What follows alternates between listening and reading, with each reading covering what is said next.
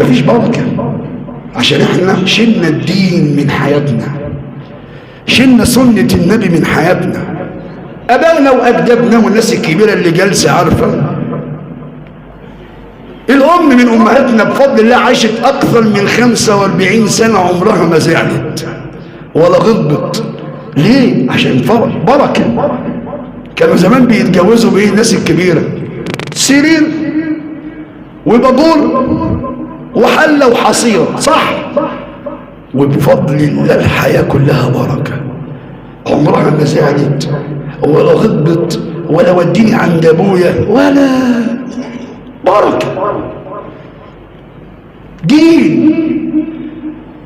احنا عايزين البنات والفتيات عفة، واحنا داخلين مسابقة. هو احنا داخلين مسابقة ايهما افضل، مين اللي جاب اكثر ولا مين اللي شقته اجمل؟ ده دلوقتي بيجهزوا الشقق والله العظيم حاجة عجيبة، رسومات وديكورات وأكن الإنسان مخلد. والله العظيم تدخل الشقة كل شوية نحل مشاكل، كل شوية طلاق، نسبة الطلاق أصبحت معدلها أخطر مما يكون.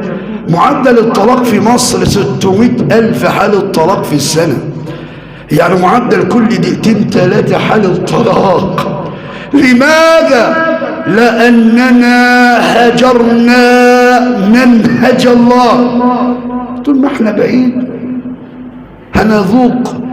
هنذوق الألم والتعب والشقاء. انت بنتك مش أحسن من بنت النبي ولا أفضل من بنت سيدنا النبي صلى الله عليه وسلم. انت بتختار لبنتك شاب تقي. وهكذا علمنا النبي كما عند الترمذي أنه صلى الله عليه وسلم قال: من جاءكم من ترضون خلقه ودينه فزوجوه، إلا تفعلوا تكن فتنة في الأرض وفساد عريض، أو في رواية وفساد كبير. أي فتنة لما يجي لك شاب تقي ظروفه معك شقة تملك، يا ابني أنت مش شغالين لنا على الله كده. طب يا ابني هنرد عليك، والجواب بالرفض. التاني: أنا معك يا حبيبي شقة تملك في بيت عيلة بقى وهفرشها واللي أنت عايزه يا عمي.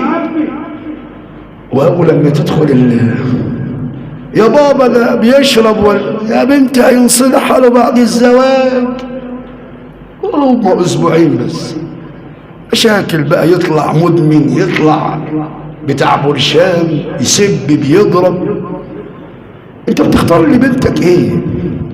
زوج يتقي الله فيها ولا زوج يهنها؟ ايه؟ لماذا وصلنا الى هذا الحد؟